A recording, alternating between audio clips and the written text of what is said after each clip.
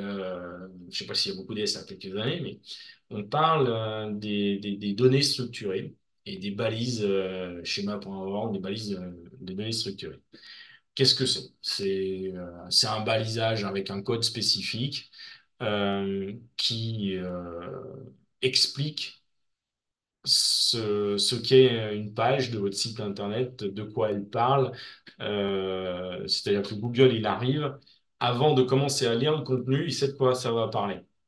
Parce que grâce à ces balises-là. Donc, ça vous donne de la pertinence. C'est un balisage qui est spécifique, que vous pouvez analyser avec différents outils, dont des outils Google avec du contenu qui va être enrichi, des étoiles, des trucs. Enfin, ça vous dit s'il y a des vidéos, ça vous dit s'il y a des facts, ça vous dit si c'est une recette, des choses comme ça.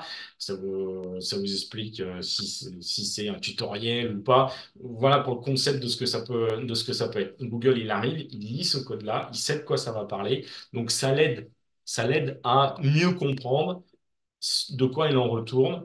Ça l'aide à mieux classer votre page, votre site internet. Ça l'aide à mieux comprendre qui vous êtes, parce que après on va aller analyser des pages d'auteur, des pages de marque, des choses comme ça. Donc oui, les pages de données, enfin les données structurées aujourd'hui sont incontournables du référencement. Il faut les utiliser, il faut savoir les utiliser et les implémenter. Ça peut être plus ou moins facile suivant les CMS, c'est-à-dire les plateformes de sites internet que vous allez utiliser. Grosso modo, si vous avez un site sur lequel vous n'avez pas accès au code source, ça va être très compliqué. Si vous avez accès au code source et que vous pouvez faire des modifications, vous pouvez faire ce que vous voulez. C'est ça qui est très, très intéressant. Donc là, on va pouvoir enrichir un maximum et donc travailler sur une échelle très, très pertinente et très pointue.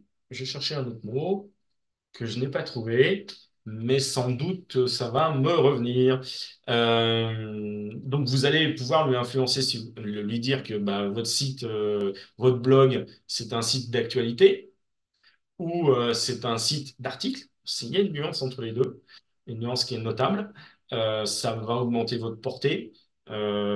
Aujourd'hui, un site internet qui parle de recettes, s'il n'est pas tagué recettes, no way, ça ne marchera pas. Vous allez pouvoir parler d'événements. C'est-à-dire que si vous mettez en ligne, si vous parlez d'un événement, bah, c'est un événement, donc ça va être reproductif. Enfin, Google va l'interpréter comme ça. Pour revenir à la recette, ça va vous permettre d'être affiché dans un format spécifique quand vous cherchez des recettes sur Google. Enfin, tout ceci, c'est important. Il faut le faire. Il n'y a pas besoin d'être un codeur, il suffit d'avoir les scripts systématiques. Mais c'est quelque chose que vous devez avoir dans la tête.